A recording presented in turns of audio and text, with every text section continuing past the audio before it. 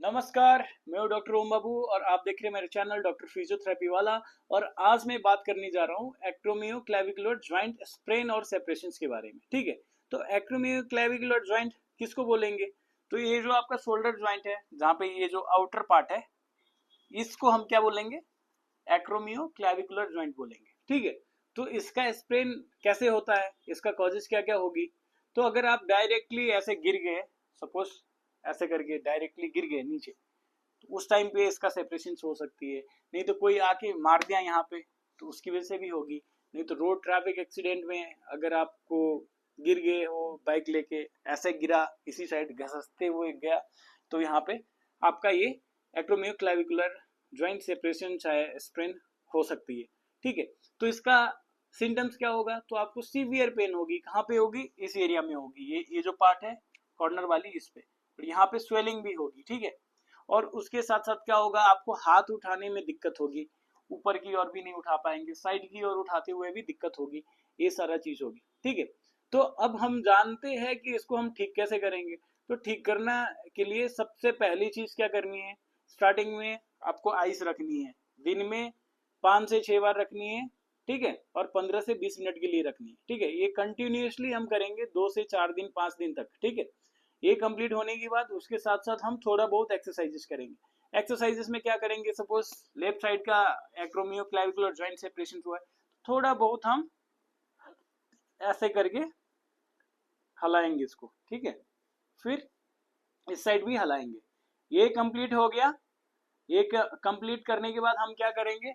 दूसरा एक्सरसाइजेस में हम सिंपली क्या करेंगे? इस ज्वाइंट को थोड़ा सा उठाने की कोशिश करेंगे। ठीक है, जितना होता है उतना ही ऐसे पकड़ के कर लेना, थोड़ा ज्यादा इजी रहेगा। ठीक है, और फिर इस साइड से इस साइड करेंगे। ठीक है, ये कंप्लीट होने के बाद हम क्या करेंगे? थोड़ा सा सिंपली ये शॉर्ट लीवर में आप इसको ऐसे उठाने की कोशिश करना। ठीक है, ये कंप्लीट हो गया। फिर हम क्या करेंगे? इसको शोल्डर को ऐसे ऊपर की ओर किए, फिर नीचे की ओर करेंगे, फिर से ऊपर की ओर किए, फिर नीचे की ओर करेंगे, फिर से ऊपर की ओर करेंगे, नीचे की ओर।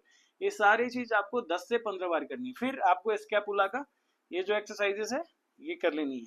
ठीक है, फिर आपको ये कर लेनी है। ठीक है, उसके बाद आपको यहाँ से यहाँ दबाते हुए आना है, जैसे मैंने आपको बताया, यहाँ से यहाँ तक 1 से 2 मिनट। ये सारी शोल्डर रिलेटेड जितने भी कंडीशन है सब में करनी है। ठीक है, 1 से 2 मिनट यहाँ तक। ये जो आपका इल्बो ज्वाइंट है वहां तक आनी है। ये कर लिया। इतना करने के बाद अब आपको क्या करनी है? जैसे हम क्लिनिक में क्या करते हैं, अगर ऐसी कंडीशन है तो हम टेप रखते हैं, टेपिंग कर देते हैं, सो डेट ज्वाइंट को सपोर्ट मिले।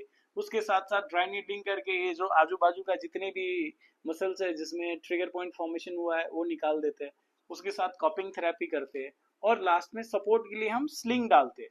अगर आपको कुछ नहीं स्लिंग कैसे बनाना है नहीं आता है, तो सिंपल में आप क्या करिए? कुछ नहीं, सिंपल में कुछ तौलिया वगैरह बांध लीजिए और उसके ऊपर ऐसे करके रख लीजिए हाथ को, और ये पोजीशन में रखनी है। कितने दिन ये ठीक होने में? कम से कम आपको 15 से 20 दिन लग जाएगी। तो ऐसे भी रखना है और एक्सरसाइज करके फिर ऐसे ही रख लेना है। एक्यूट केसेस में आपको आइसिंग करनी है, और जैसे जैसे आपका पेन घटता गया थोड़ा थोड़ा मूवमेंट करते जाना है। ठीक है, तो आज के वीडियो में इतना ही।